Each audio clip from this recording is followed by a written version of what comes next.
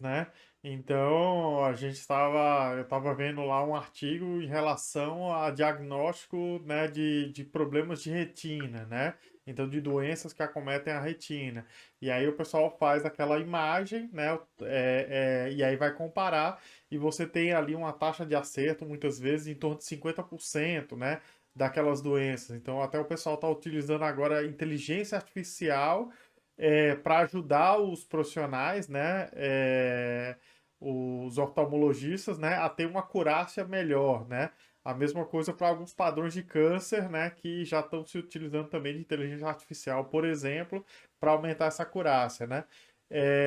Não estou dizendo que a gente tem que usar a inteligência artificial na medicina chinesa, talvez para frente, quem sabe. Mas essa questão de uma padronização, né, de um ensino, né, que dialogue entre as várias escolas, isso é fundamental e é um processo natural, né? Então a gente vai vendo isso nas práticas a partir do momento que ela vai ganhando essa amplitude. A própria China vem fazendo isso, né? Como você falou, o Mao Tse-tung, quando tem a Revolução Cultural, eles vão fazer um resgate da medicina chinesa, né? Eles começam a trabalhar numa padronização nacional, né? Da medicina chinesa, porque você tinha vários grupos étnicos inclusive que utilizavam técnicas diferentes. Então eles fizeram essa padronização em 1940, né, para a gente ver o quão recente é. E a medicina chinesa se espalhou muito antes. Então a gente tem uma medicina tradicional, né, chinesa, mas que é, né, na verdade, da Coreia, né? A gente tem grandes grupos da Coreia, né, trabalhando com acupuntura, né, grupos, né, de outros países ali da região, o próprio Japão também, né? Depois essa conhecimento da acupuntura foi para a Europa, Solier de Mohan foi um dos grandes das pessoas que trouxeram isso, mas depois do Mao Tse Tung, eles financiaram grupos de pesquisa, né, que foram para Espanha, Itália, por exemplo, né? Então a gente tem uma linha, né, que a gente usa muito dos italianos e do espanhol, né? Maciotti, Alterroche, né?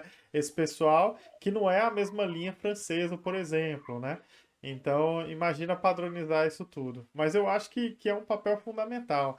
Agora, eu acho que vale a pena responder uma pergunta, né? Que estão dizendo assim, né? Que você tocou nesse assunto, né?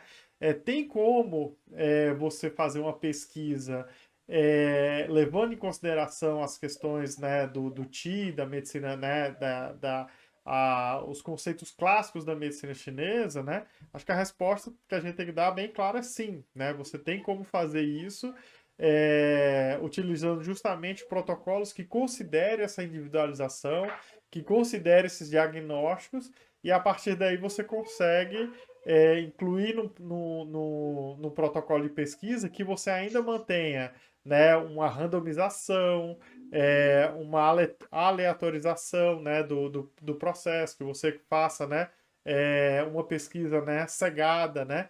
Então, isso são coisas importantes para que a gente tenha uma qualidade da pesquisa, né? E aí, Daniel, eu queria até fazer. Eu compartilhei no chat, gente, um estudo do Steven Birch, que é um acupunturista holandês, que estudou com o Yoshio Manaka, né? Então, ele é muito forte na acupuntura japonesa e é um dos grandes nomes da, da publicação de revisões narrativas sobre a acupuntura. Ele é mais um filósofo, né? É um crítico da acupuntura. E a Kerry Sherman, que é americana, que já ganhou editais de fomento para pesquisa e acupuntura nos Estados Unidos, né?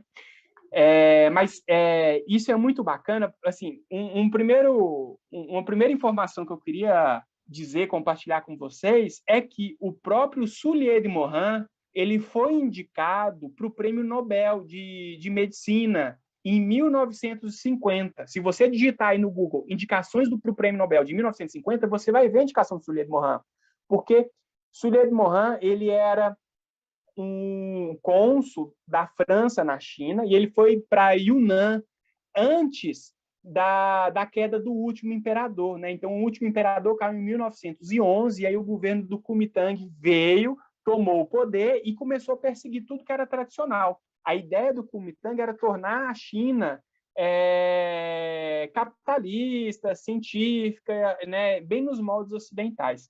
Então, o Sully de Morin, ele aprendeu acupuntura em Yunnan, né, ainda no último imperador, né, no último império, a última dinastia, cara, acho que era a dinastia Qin, tá? Aprendeu muito em cima do Zhenjiu Dachen, que é um dos últimos clássicos da medicina chinesa, provavelmente escrito em 1600.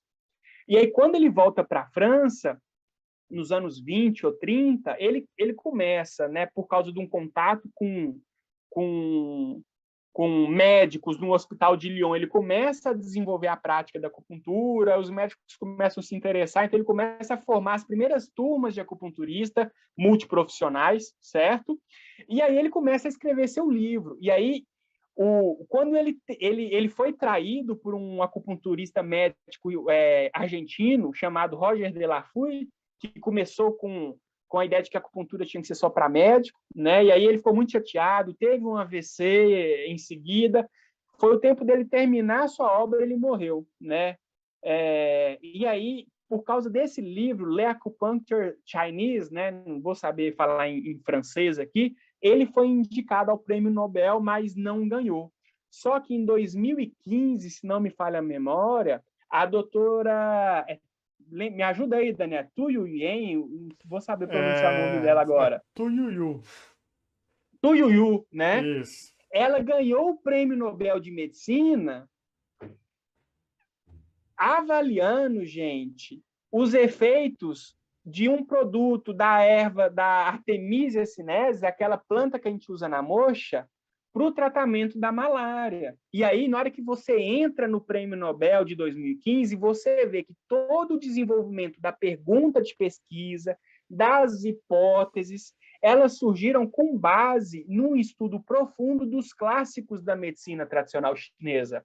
Então, ela criou a hipótese dela, né, de pesquisa, através da literatura dos clássicos de medicina chinesa, que já diziam sobre o uso da Artemisia cinesis para o tratamento da malária, e aí ela trouxe essa hipótese para ser avaliada através, né, dos recursos aí farmacológicos, da ciência moderna, e ela ajudou muitas pessoas com esse trabalho e ganhou o Prêmio Nobel. Então, como é que a medicina chinesa ela é uma pseudociência? Medicina chinesa venceu o Prêmio Nobel, medicina chinesa está padronizada, tem mais de 4 mil termos padronizados pelo OMS desde a década de 90, né? É política pública em países de primeiro mundo, tem hospitais, né, que só atendem com medicina chinesa, na Índia, na China, seu local de origem, Maryland, Portugal tem curso de graduação em medicina chinesa, está nos melhores guidelines, está no NICE, né? no guideline europeu, da EULAR, guideline americano.